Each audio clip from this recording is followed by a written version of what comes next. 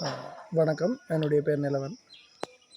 கொஞ்சம் கதைப்போம் அப்படின்ற விஷயம் எனக்கு அறிமுகமானது எப்படி அப்படின்னு சொன்னால், மாதவி அவங்க மூலமாக தான் எனக்கு அறிமுகமாச்சு.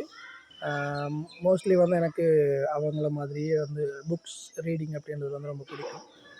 அதன் காரணமாக கலை இலக்கிய பேரவையோட தொடர்பு ஏற்பட்டு, அதன் மூலமாக நிறைய நல்ல நல்ல கண்டாக்ட்ஸ் எனக்கு கிடைக்க ஆரம்பிச்சது. அதில் ஒரு விஷயம் தான் இந்த கொஞ்சம் கதைப்போம். கொஞ்சம் கதைப்போமுடைய ஏர்லியான ஒரு ஸ்டேஜில் ஒரு கன்வர்சேஷனில் நான் பார்ட்டிசிபேட் பண்ணியிருந்தேன். அந்த புக்ஸ்கள் எப்படி பப்ளிஷ் பண்ணுறது, அதில் என்னென்ன விஷயங்கள் இருக்குது அப்படின்னு சொல்லி அறிஞ்சு கொள்ளக்கூடியதாக இருந்தது.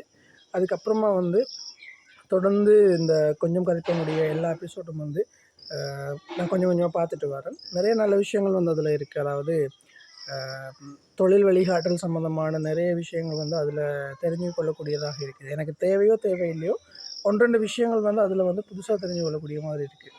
ஸோ இந்த விஷயம் நிறைய பேர் பண்ணுறாங்க.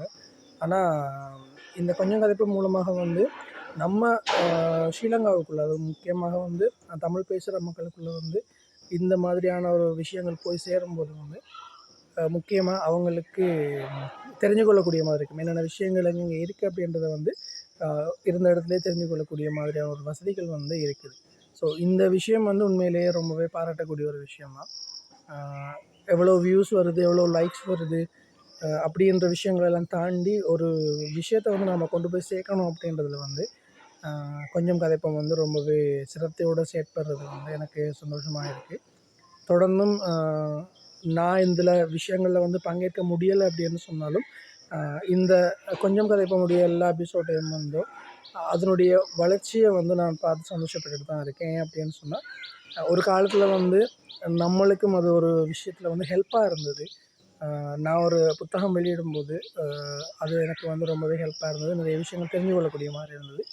ஸோ இந்த கொஞ்சம் கதைப்போம் இன்னும் நிறைய எபிசோடுகளை தாண்டணும்.